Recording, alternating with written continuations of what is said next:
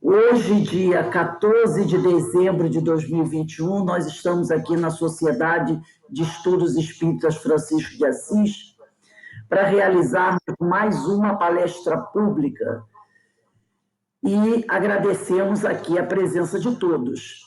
Antes de iniciarmos, vamos pedir à nossa irmã Carmen para fazer a leitura do preparo e a prece.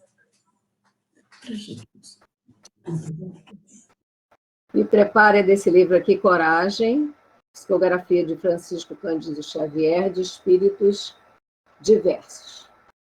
E o título é Para Renovar-nos. E André Luiz diz assim: não espere viver sem problemas, de vez que problemas são ingredientes de evolução, necessários ao caminho de todos. Ante os próprios erros, não descambe para o desculpismo, e sim enfrente as consequências deles, a fim de retificar-se como quem aproveita pedras para a construção mais sólida. Não perca tempo e serenidade perante as prováveis decepções da estrada, porquanto aqueles que supõem decepcionar-nos estão decepcionando a si mesmos.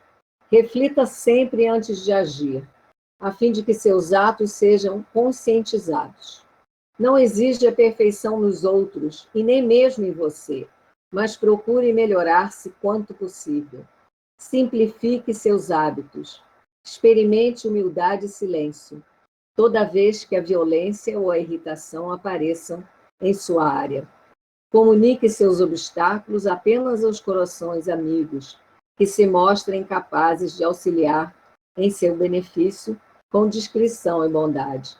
Diante dos próprios conflitos, não tente beber ou dopar-se, buscando fugir da própria mente, porque de toda ausência indébita você voltará aos estragos ou necessidades que haja criando no mundo íntimo a fim de saná-los.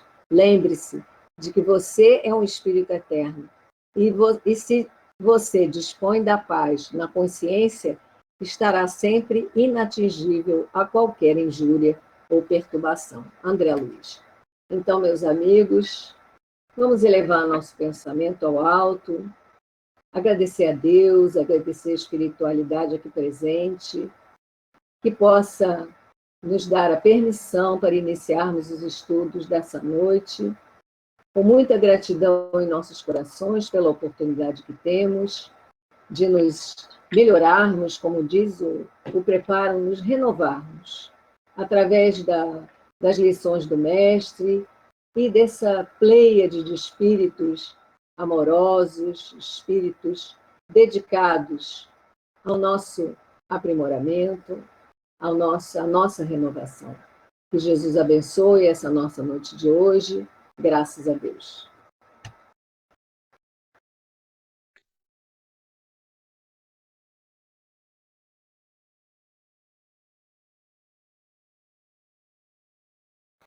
O microfone está fechado, Rose. Boa noite, meus irmãos.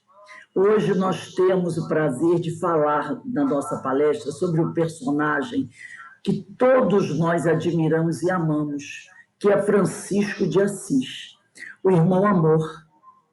Então, nós vamos falar sobre Francisco e essa relação dele com o nosso Mestre Jesus. Tá? Esse é o tema do nosso estudo de hoje. E eu vou partilhar aqui o ecrã para que nós possamos começar a nossa palestra.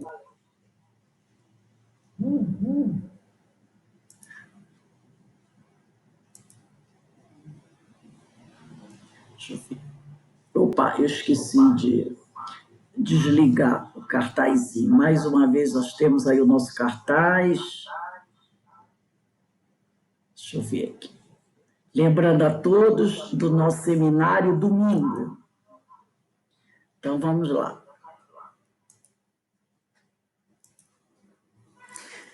Sociedade de Estudos Espíritas Francisco de Assis.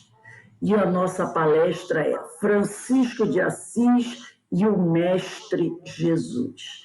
Vocês estão vendo nesse primeiro slide essa imagem, está dando para ver? Essa imagem aqui, né? Essa imagem chamada de Tau, T-A-U, Tau. Esse colar foi usado por Francisco de Assis por toda a sua vida. E os franciscanos e aqueles que admiram Francisco costumam usá-lo também. Mas é importante a gente lembrar que ele não é um amuleto. Não é um amuleto.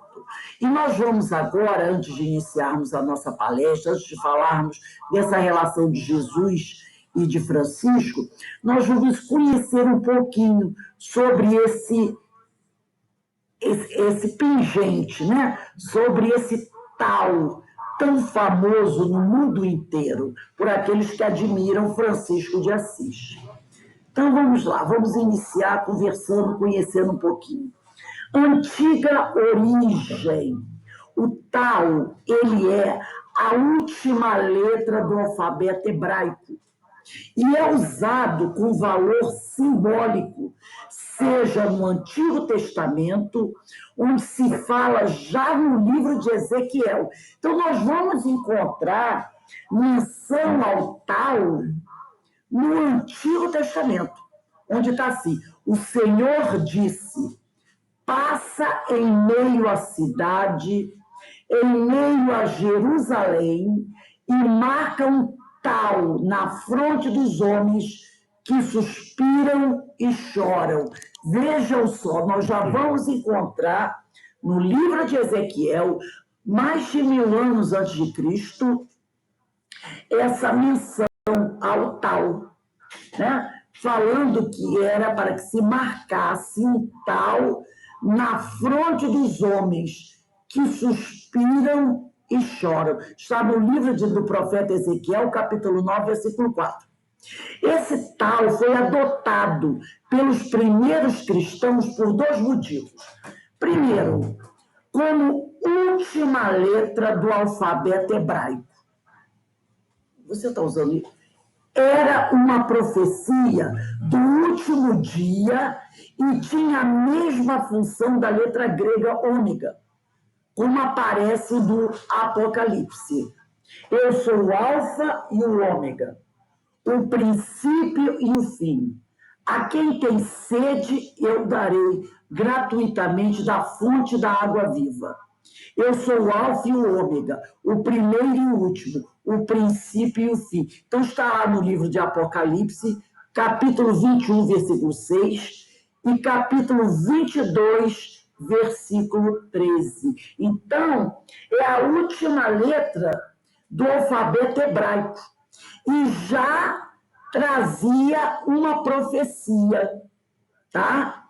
Sobre o que iria acontecer no futuro, como está lá no Apocalipse.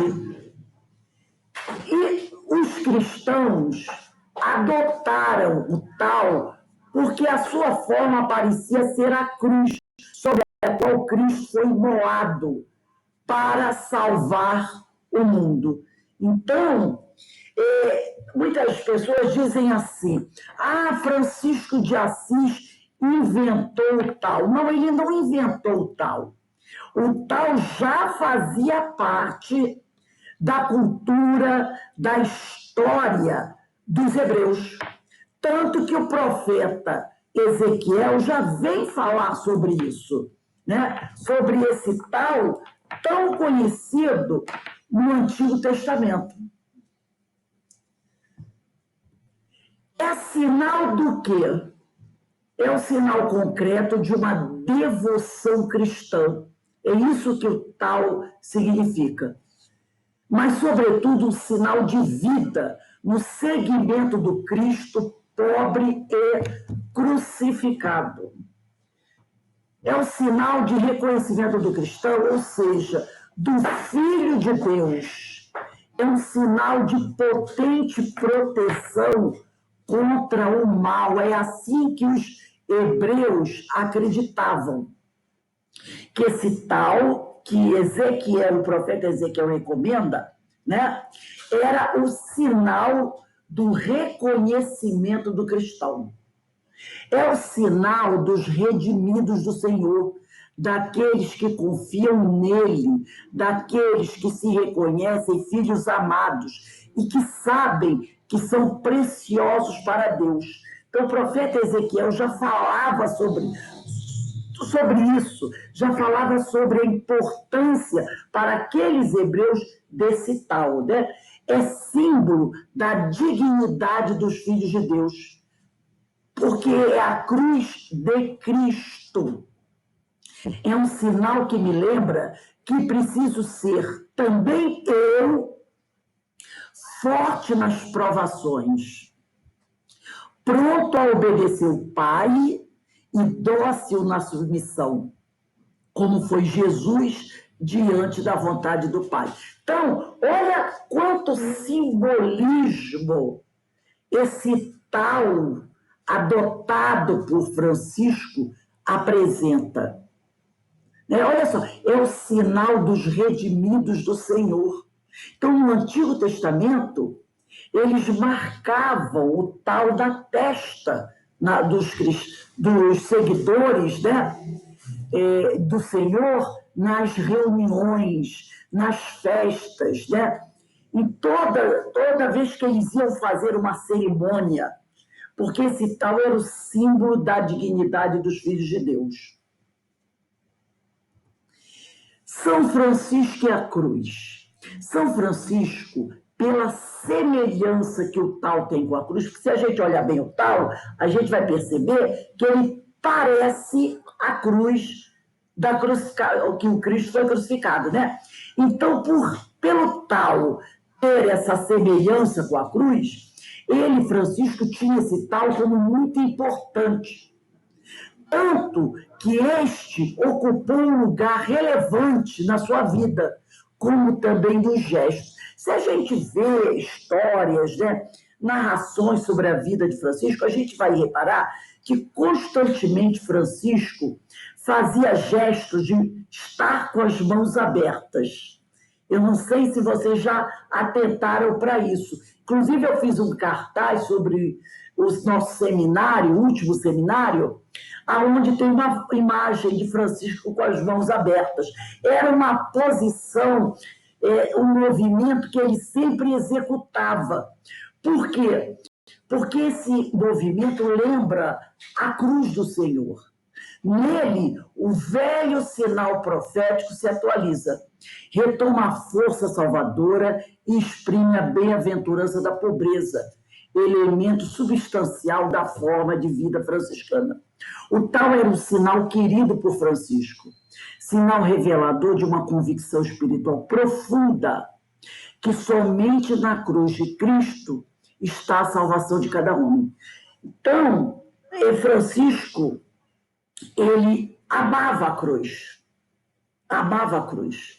porque para ele a cruz simbolizava a nossa salvação.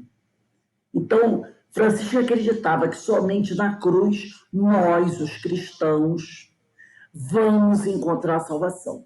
Assim, o tal, que tem uma sólida tradição bíblico-cristã, foi acolhido por São Francisco, por seu valor espiritual, e o Santo de Assis tomou posse de maneira tão intensa e total, até se tornar ele mesmo, por meio dos estigmas em sua carne, aquele tal vivo, que tanto ele contemplou, desenhado, mas sobretudo amado. Porque aonde ele ia, todos os momentos da vida dele, quando ele entrava em meditação, ele sempre visualizava a cruz do Cristo. Quer dizer, o Cristo crucificado. E isso se tornou uma coisa tão profunda para ele, que os estigmas do Cristo apareceram no corpo dele, nas mãos, na testa, no seu peito, nos seus pés, em todo o seu corpo, em várias partes do corpo. Aonde o Cristo foi ferido e tinha suas marcas, essas marcas apareceram no corpo de Francisco como se fosse uma identificação total. Então, é como se ele se tornasse aquele tal vivo que ele tanto contemplou e que ele amou né? Então, é uma identificação total de Francisco com a cruz. Por que na madeira, né? Porque o tal, ele foi projetado na madeira. A madeira é um material muito simples. E os filhos de Deus são chamados a viver de maneira simples e em pobreza de espírito. Então, é um simbolismo. Isso está lá em Mateus, capítulo 5, versículo 3.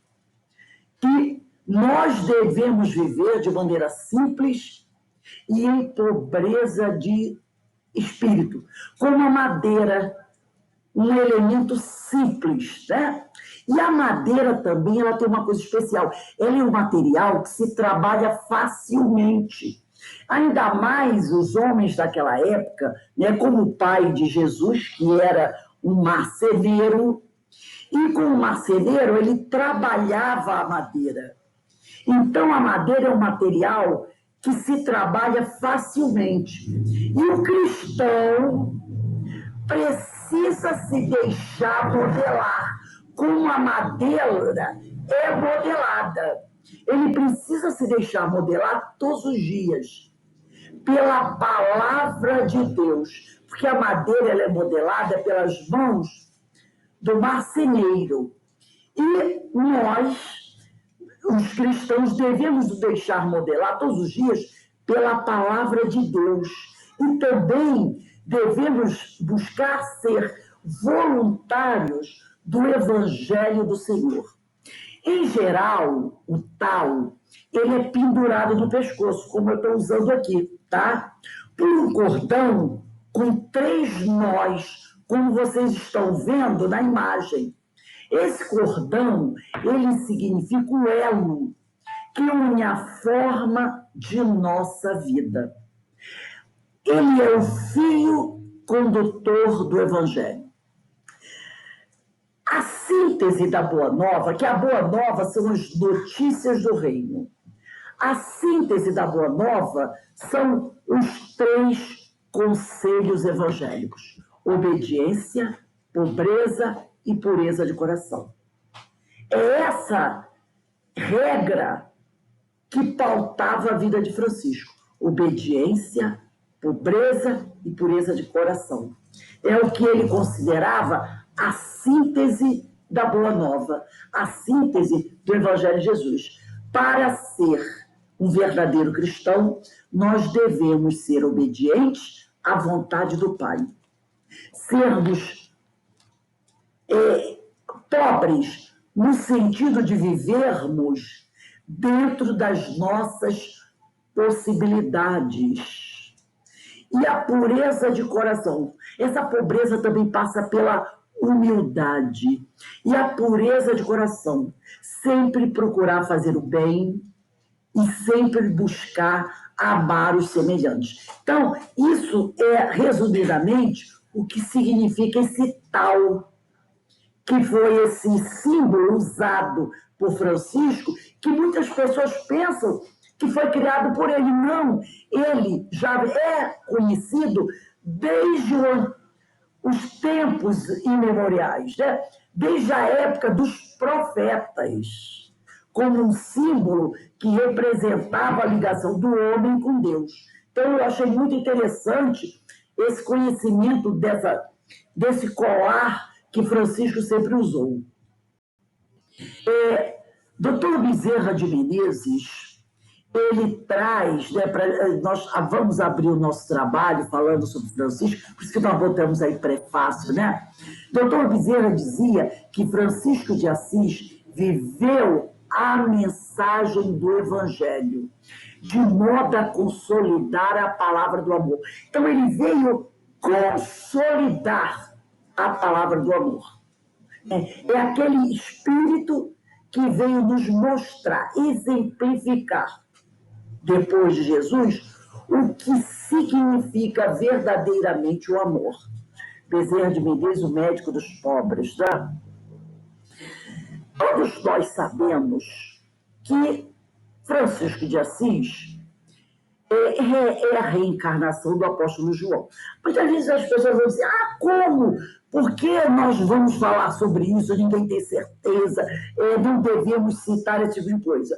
Não vamos esquecer que Jesus, quando esteve com Tiago, João e Pedro, naquele momento, naquele evento da transfiguração, quando apareceu no alto do monte Elias e Moisés, Jesus falou sobre isso.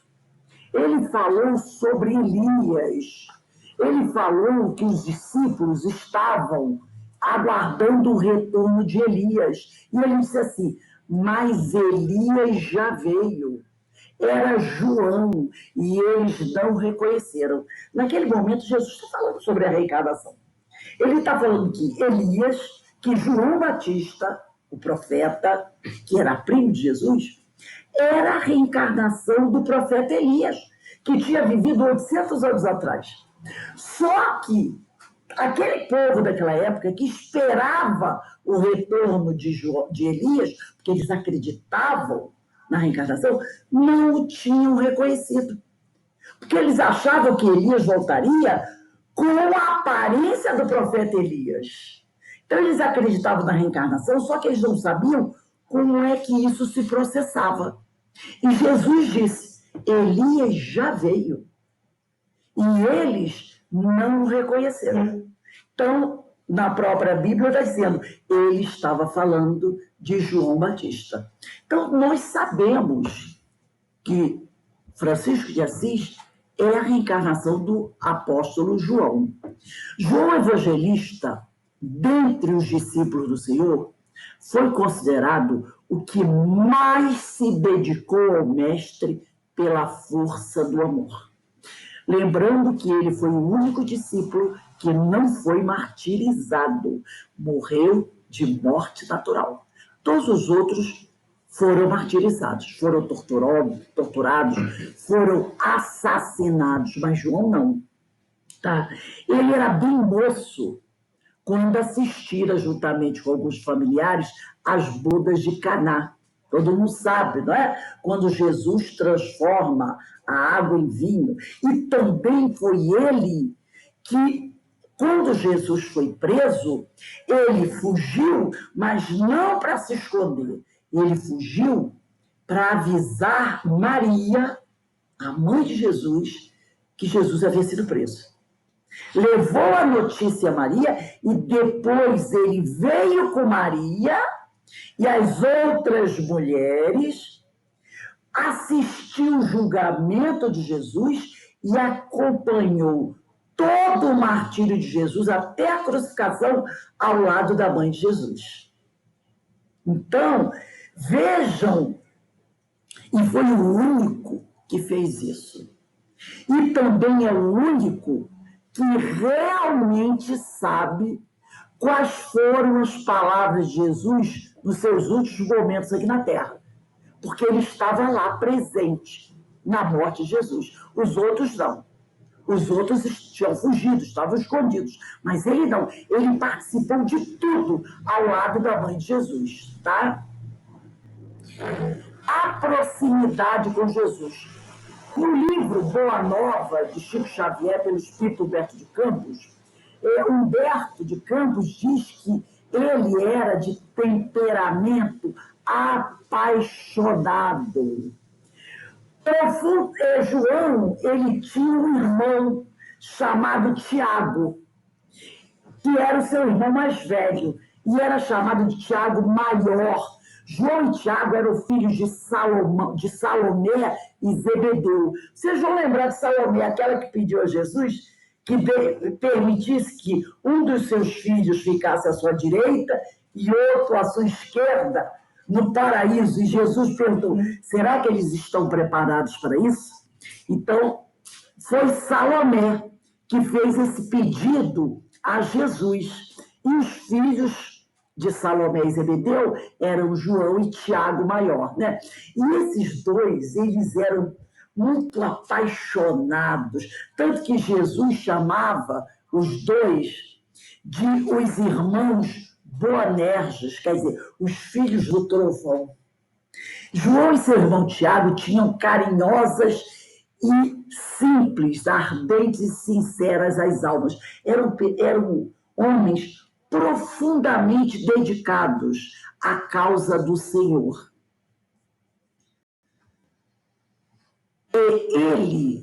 João, durante o tempo que ele acompanhou Jesus, ele presenciou várias curas fantásticas do Senhor.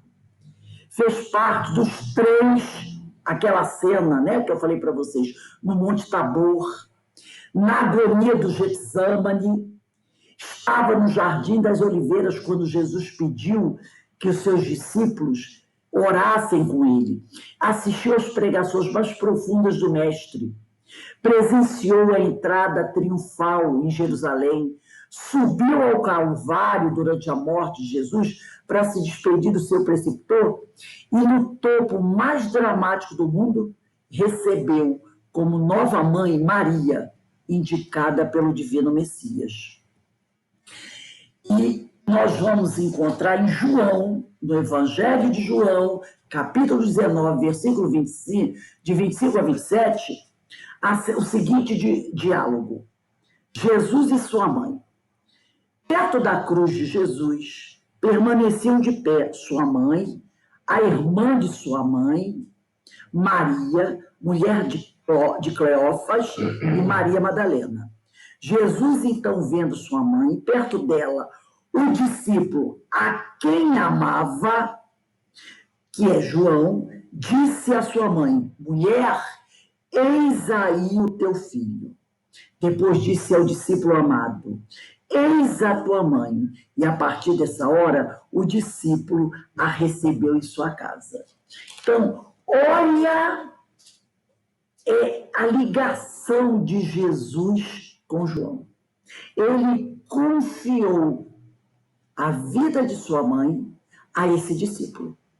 O único que estava realmente junto a Jesus naquele momento último de sua vida na Terra.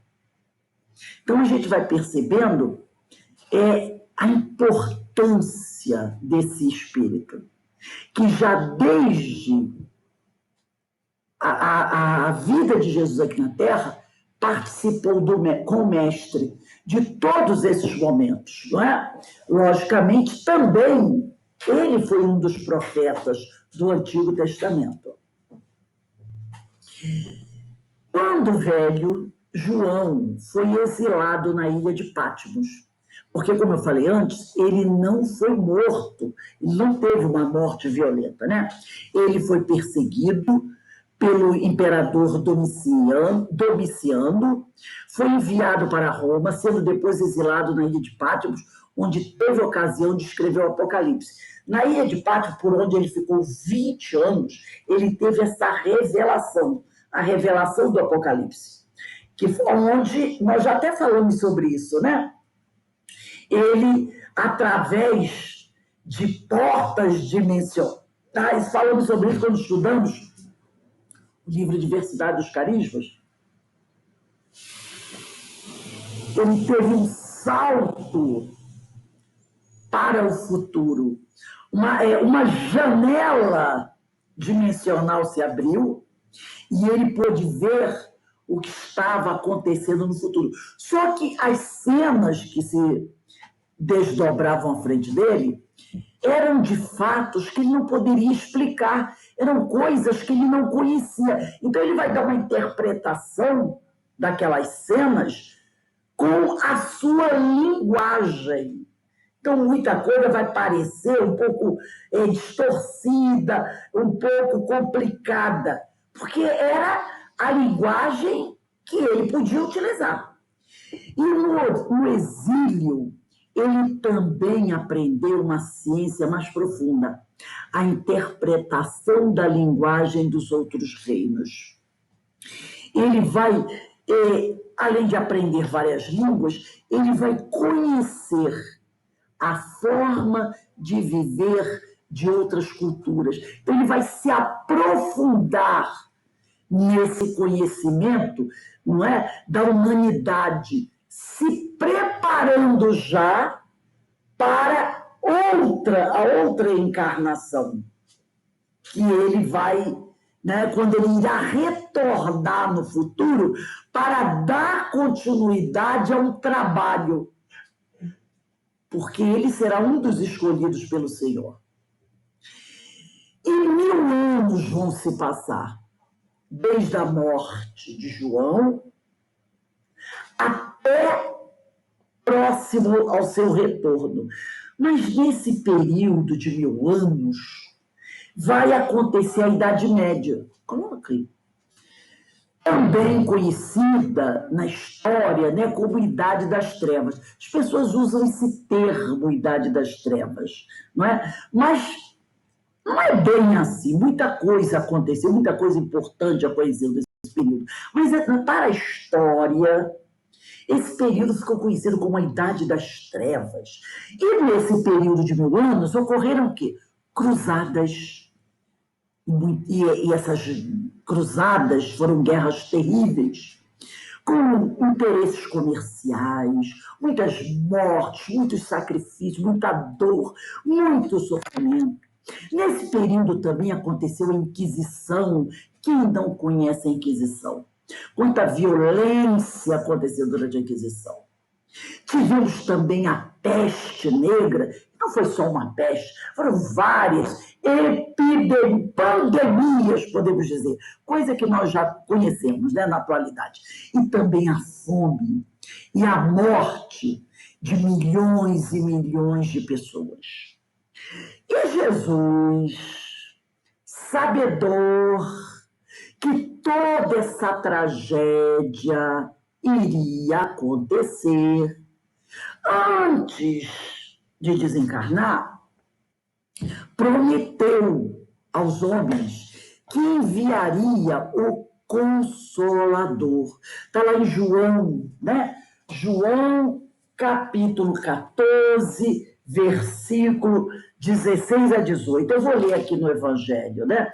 Diz assim: se me pedires algo em meu nome, eu farei. Se me amais, observareis meus mandamentos. E rogarei ao Pai, e ele vos dará outro Paráclito, que é Consolador, para que convosco permaneça para sempre. O Espírito da verdade, que o mundo não pode acolher, porque não vê nem o conhece. Vós o conhecereis, porque permanece convosco. Não vos deixarei órfãos, eu virei a vós. Então, Jesus sabia que nesse período de 1000 anos, muita coisa iria acontecer. As cruzadas, as guerras, os interesses comerciais, a Inquisição, a dor, o sofrimento, a morte de milhões de pessoas. Por isso que ele promete o Consolador. E ao final desses 1000 anos de muita dor e sofrimento, retorna João Evangelista, que renasceria na cidade de Assis.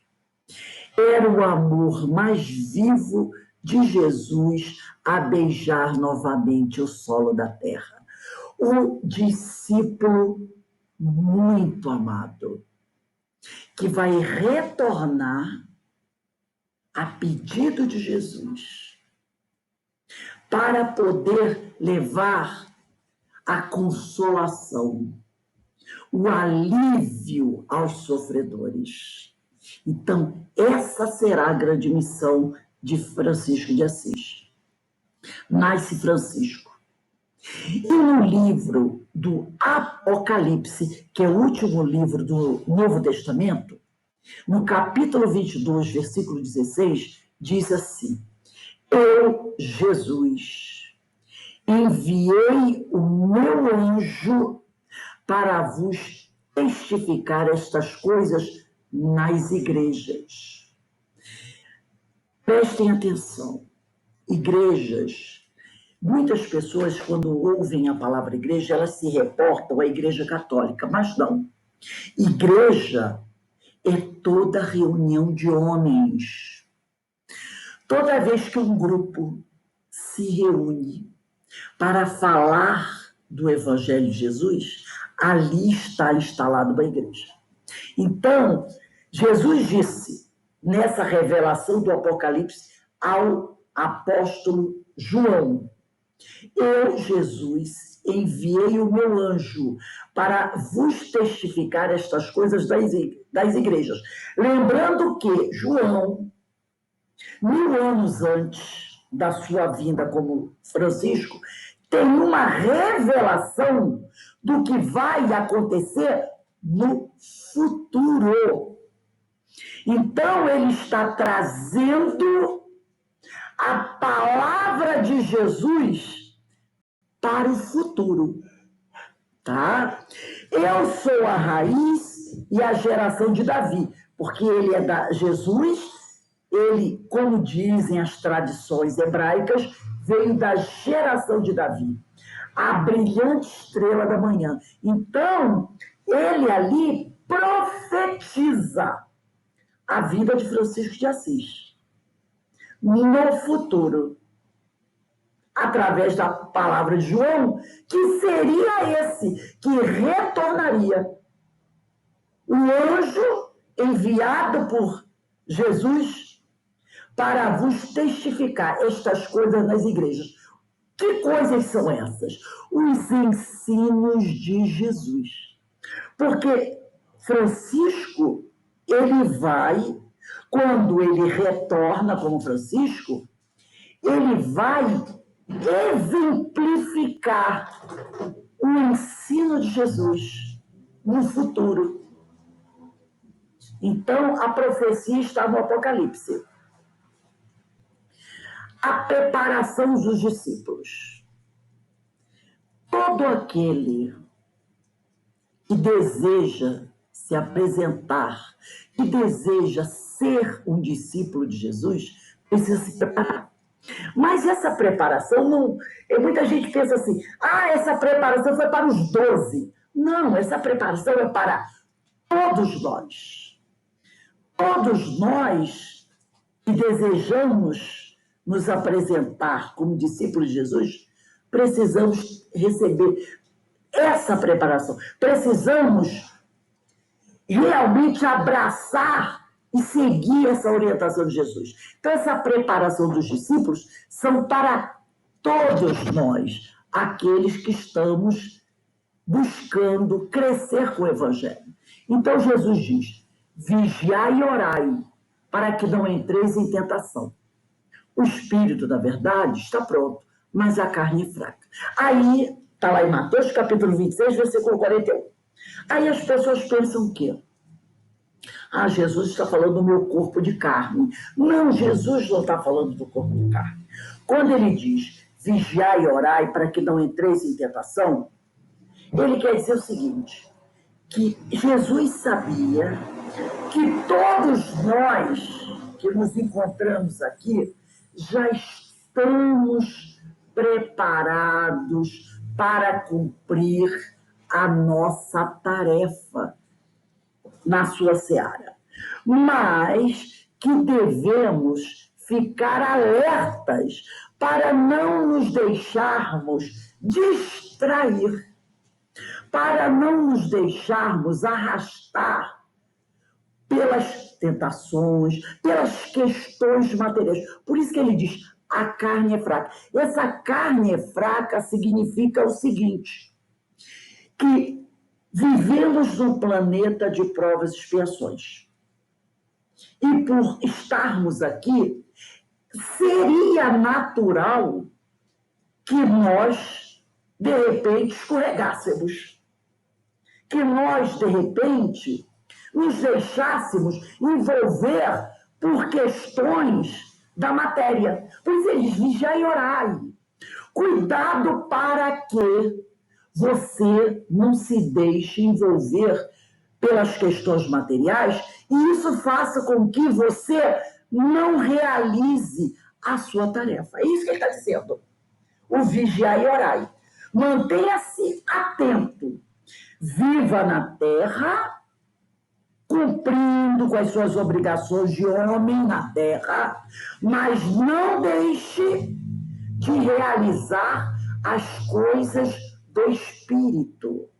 Não deixe de seguir o Evangelho, de atentar para os ensinos do Senhor. Não deixe que as distrações do mundo o afaste da vida espiritual. É isso que Jesus está dizendo. Outra ensino para os discípulos: não julgueis. Não julgueis. E se não julgares, não sereis julgados. Não condeneis, e não sereis condenados. Perdoai e sereis perdoados. Né? Tem aquele ensino de Jesus que diz que com a força que você julgar, você será julgado. Então, não faça ao outro o que você não gostaria que te fizessem. Agora ele dá um alerta para todos aqueles que estão buscando seguir os seus ensinamentos. Ele diz assim, ó: você viverá aqui na terra. A terra, apesar de ser linda, maravilhosa, ela não é um paraíso. Aqui sereis odiados de todos por causa de meu nome. Aquele, porém, que perseverar até o fim, esse será salvo. Então, quando ele quis dizer sereis odiados de todos por causa do meu nome, é o seguinte: muitos tentarão nos afastar da nossa tarefa. Muitos, até dentro da própria família, nós não encontraremos o amparo de todos. Todos nós sabemos disso, né? Às vezes temos aqueles parentes que dizem: poxa, você fica aí trabalhando por esse evangelho, se entregando por esse evangelho e deixando de viver. Que isso? Você faz aquelas coisinhas, né? Então ele usa esse termo odiado nesse sentido de não compreendido. É isso que ele quer dizer. Que nós, muitas vezes, não seremos compreendidos quando dissermos que somos seguidores do crucificado. Mas Jesus diz: aquele, porém, que perseverar até o fim, esse será salvo. Quer dizer, esse fará as suas conquistas. Esse terá méritos. Então, são dois alertas, ou melhor, três alertas, né? Que a gente vigie e ore. Porque ele diz: o Espírito está pronto. Vocês já estão prontos. Vocês já sabem o que precisam fazer e têm condições de fazer. Mas cuidado com as distrações. É o primeiro aviso. O segundo é aquele, né? Não faça ao outro o que não gostaria que te fizessem. E o terceiro: não esperem ser compreendido por todos. Vocês não serão. Mas perseverem no Evangelho. Essa deve ser a preparação dos discípulos. Outra coisa importante que ele fala também, ele diz que as armadilhas nos nossos caminhos serão muitas e variadas, né? No entanto, a lei nos garante que quem nelas cair se deixou seduzir pela isca enganadora. Por quê? Porque nós já conhecemos a verdade. Lembra quando ele disse anteriormente que nós já estamos prontos? Então, nós não podemos alegar que não sabemos, que não conhecemos, que somos ingênuos. Não haverá desculpa mais para nós. Não podemos nos esquecer de, ao raiar do sol, com o convite ao labor diário, buscar a Deus e a Jesus pelos meios que nos convém. Então ele diz: todo dia, ao amanhecer, faça o quê? A oração deve ser o nosso primeiro ato. Ore a Deus. faça a nossa oração, devemos fazer a nossa oração ao Pai e a Jesus, para depois transformar esse nosso ato em trabalho, em busca do pão de cada dia. Então, esse deve ser o nosso primeiro ato ao abrir os olhos, fazer uma oração de agradecimento ao Pai e a Jesus. E os amigos espirituais, também no Livro dos Espíritos, nos itens 919 e 919A, naquela famosa mensagem de Agostinho, né? Que eu não vou ler, mas que trata do conhecimento de si mesmo, quando Kardec pergunta qual é o meio mais prático, mais eficaz tem o homem de se melhorar nesta vida, de resistir à atração do mal, e os espíritos dizem, um sábio da antiguidade vos disse, conhece-te a ti mesmo. E aí Kardec vai perguntar, mas como eu devo fazer isso? E Agostinho dá aquela lição, né? Que toda noite, antes de dormir, a gente deve interrogar a nossa consciência sobre os nossos atos. Então, nós temos aqui duas orientações. A prece ao acordar, antes de realizar qualquer outra coisa, e essa autoanálise ao dormir que Agostinho nos recomenda. Ao fazermos isso, estaremos preparados e fortalecidos. A sabedoria do Cristo, né? Francisco, Jesus, muitas vezes buscava Francisco e dava a ele orientações. E uma das orientações que o Cristo dava a Francisco era o seguinte, ele dizia o seguinte, Francisco, não tentes mudar o destino desses homens de uma só vez. Isso serve muito para a gente, porque às vezes a gente quer ajudar as pessoas e acha que nós vamos conseguir transformar a vida de uma pessoa de uma só vez. Jesus dizia, Francisco, não tente mudar o destino desses homens de uma só vez. Cada um está no lugar certo, pelo bem que a natureza lhes quer. Então, nós temos que ter paciência. E é o que muitas vezes nós não temos, não é? Os desígnios da providência não falham, meu filho, dizia Jesus. E não penses que eles se encontram desamparados, pois cada criatura recebe de acordo com o plantio que fez em eras remotas. Então, hoje, nós estamos o quê? Colhendo o que semeamos. Hoje é o nosso momento de colheita. Colheita de quê? Das nossas atitudes passadas. Então, é preciso compreender que cada um tem o seu momento, cada um está no lugar certo, pelo bem que a natureza lhe colocou. E como diz a minha amiga Verinha Eckert, né, que hoje nós falamos muito dela, essa frase é uma frase que toca muito seu coração. Tudo está certo. Tudo está certo. Nós é que achamos que não. E ficamos nervosos por isso, né? Então, nós temos que entender que nós não podemos mudar o destino de ninguém. É preciso tempo. Cada um tem a sua história. Ninguém nasceu na família errada, nem no momento errado. Está tudo certo. Está tudo certo. E ninguém está desamparado. Porque Francisco sofria muito quando ele via certas coisas. E ele queria modificar tudo, ele queria ajudar, ele queria fazer o que a gente quer fazer.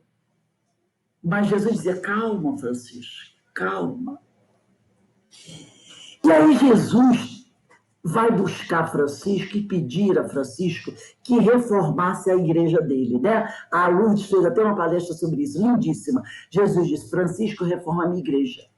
Reforma a minha igreja, ajuda a reconsiderar o que fez, tomando os outros caminhos melhores, mais justos e mais brandos. Outra coisa que nós não devemos fazer, pensar que quando Jesus pediu a Francisco que reformasse a igreja, ele estava falando da Igreja Católica. Não. Ele estava falando da implantação do Evangelho no mundo. Jesus estava chamando a atenção de Francisco para que Francisco mostrasse ao mundo como o Evangelho deveria ser verdadeiramente vivenciado, não importando em que religião.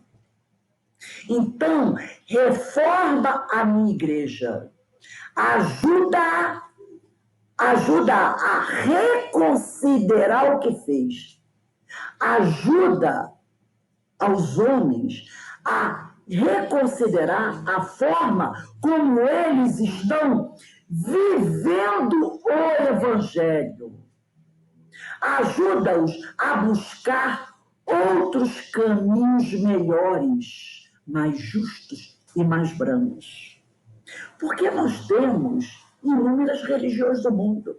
Jamais Jesus diria que a religião católica era melhor do que a outra religião.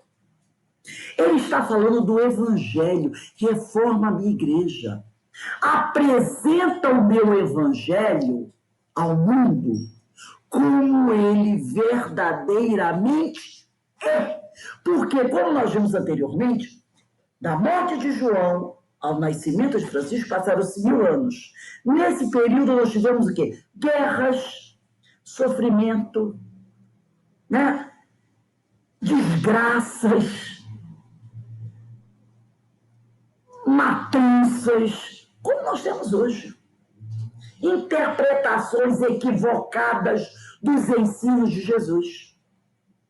Então, quando Jesus pede a Francisco que reforma a igreja, ele quer dizer o seguinte: apresenta o meu evangelho ao mundo como você o recebeu de mim quando caminhou comigo pelas estradas, quando eu aqui estive na terra. Porque João, lembra que nós falamos? Que João caminhou ao lado de Jesus, viu Jesus pregar, viu Jesus fazer as curas, viu Jesus exemplificar. Isso que ele está dizendo. Apresenta ao mundo o nosso evangelho, o evangelho do Senhor, como eu mostrei a você como ele deve ser vivido. É isso aí.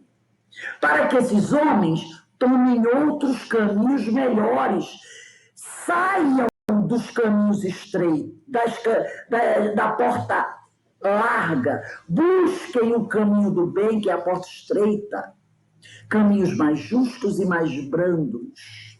É isso que Jesus quis dizer para Francisco quando pediu que ele reformasse a igreja. E ele ainda disse mais a Francisco, ele disse: e quando quiseres a minha companhia, Francisco, sabes onde estou. Isso é o recado para todos nós. Quando quisermos a companhia de Jesus, aonde nós vamos buscar Jesus? Ele disse: estou ao lado dos estropiados, ajudando-os a andar com firmeza. Estou ao lado dos famintos, ofertando-lhes pão. Estou ao lado dos sofredores, aliviando-lhes as chagas. Estou ao lado dos oprimidos, dando-lhes esperança e conforto. Estou ao lado dos desabrigados, conduzindo-os para onde existe teto.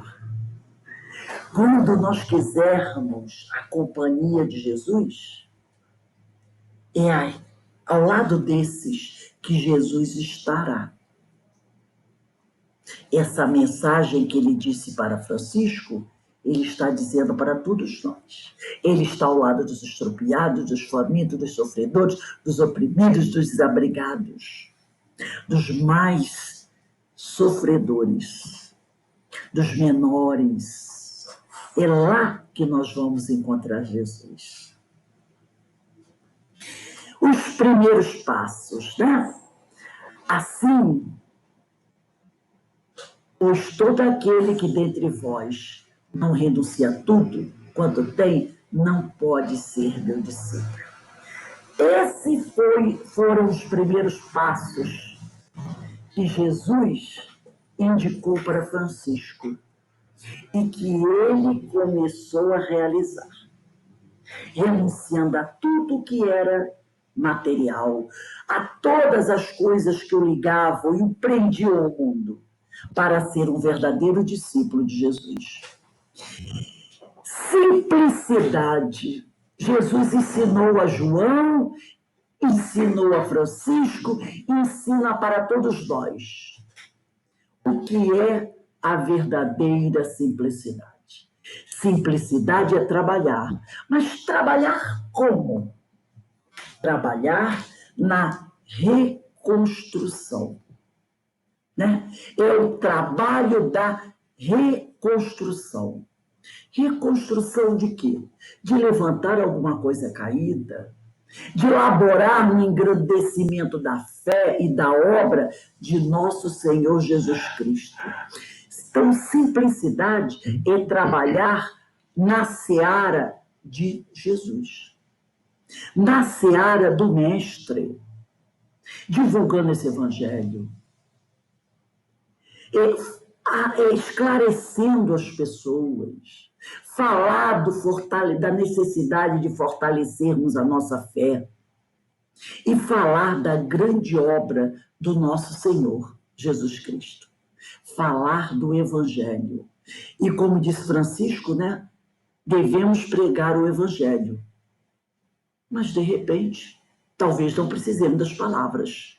Os nossos atos já nos mostrará como pregar esse evangelho. O plano maior de Francisco, qual era? Era trazer o evangelho de Jesus à vivência das criaturas. Era desprendimento sem miséria, amor sem apego e perdão sem conivência. Era fraternidade com respeito, caridade com discernimento.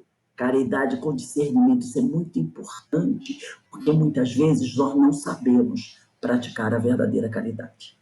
Caridade com discernimento e divisão dos bens nos lugares apropriados e sempre trabalhar para viver do suor do rosto.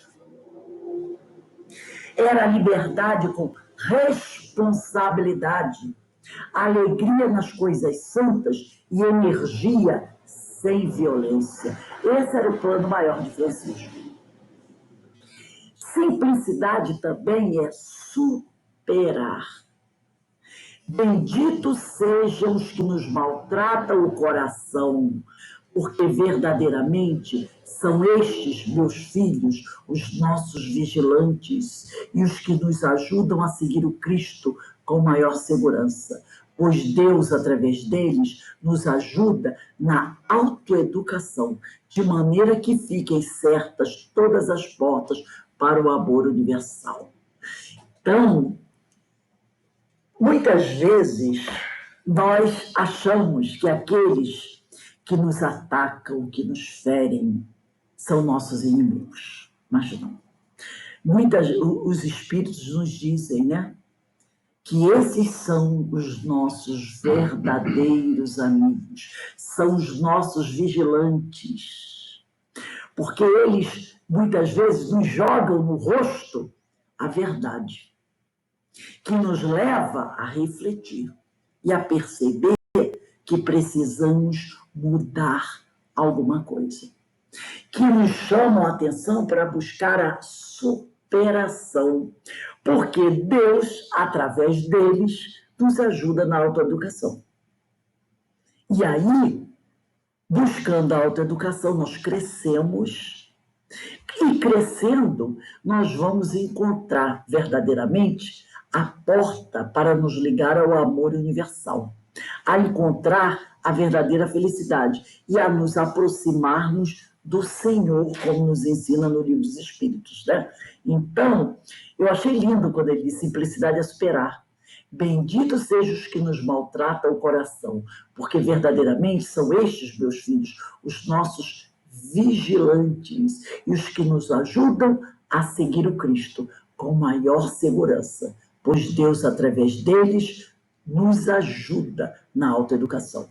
de maneira que fiquem certas todas as portas para o amor universal.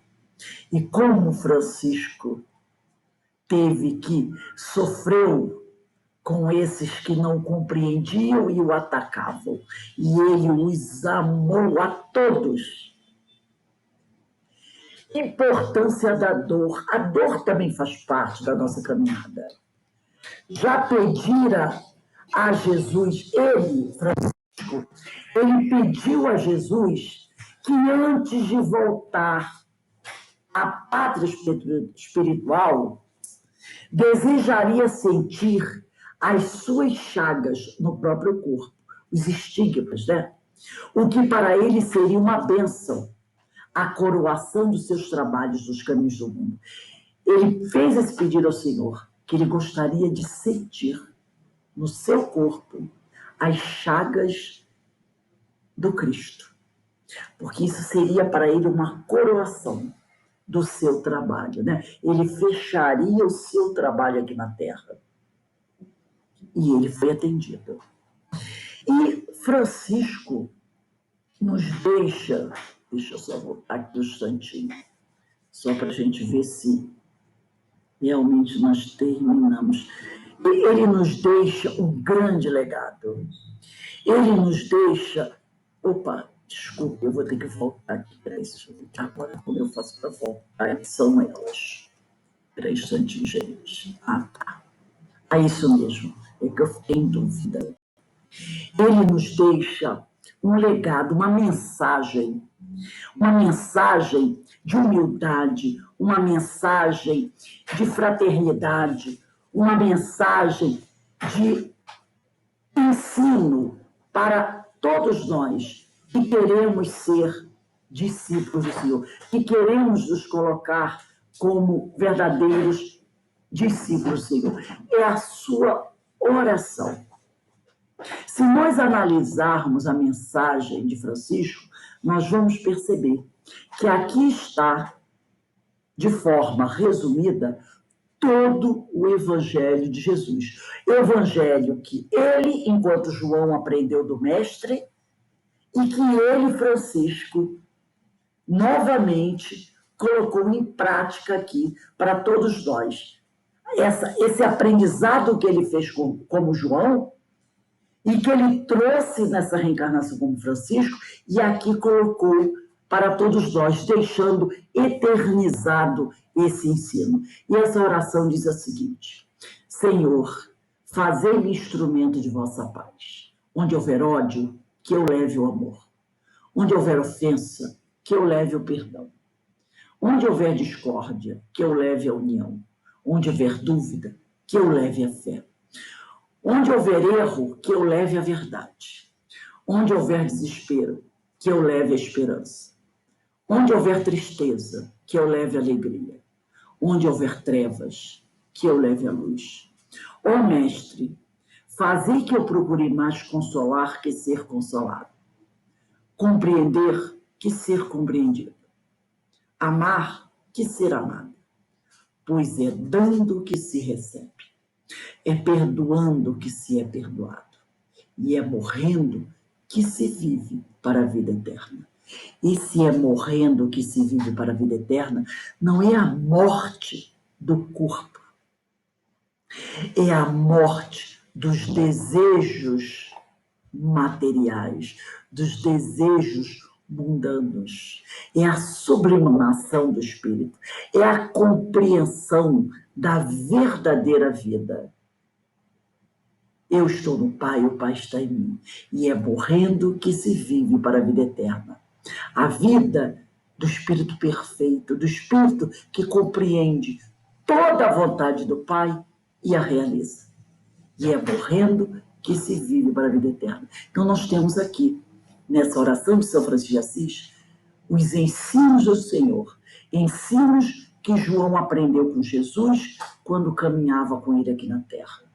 Ensinos que Francisco, esse anjo enviado pelo Senhor à Terra novamente, veio nos relembrar, porque se fazia esquecido, e que está aqui conosco até hoje, e que nós possamos guardar esses ensinos, porque nós já temos condições de colocar em prática tudo que Jesus nos ensinou. Apesar da carne ser fraca, mas Jesus disse: vigiai, para não se deixar distrair, porque vocês já têm condições de implantar o Evangelho aqui na Terra. Essa é a mensagem, né? É essa relação entre Jesus e Francisco. Esse espírito grandioso, esse anjo enviado por Jesus para mostrar ao mundo o verdadeiro Evangelho do Senhor. Francisco, ergue a minha igreja. Francisco, mostra aos homens como o meu Evangelho, o Evangelho do Senhor, deve ser verdadeiramente vivido. Que nós possamos, meus irmãos, seguir o Evangelho de Jesus, que nós possamos ajudar o Mestre, reerguendo a sua igreja. Então, meus irmãos, para nós encerrarmos o nosso estudo da noite de hoje, eu vou pedir para a nossa irmã Maria Inês fazer a nossa prece de agradecimento.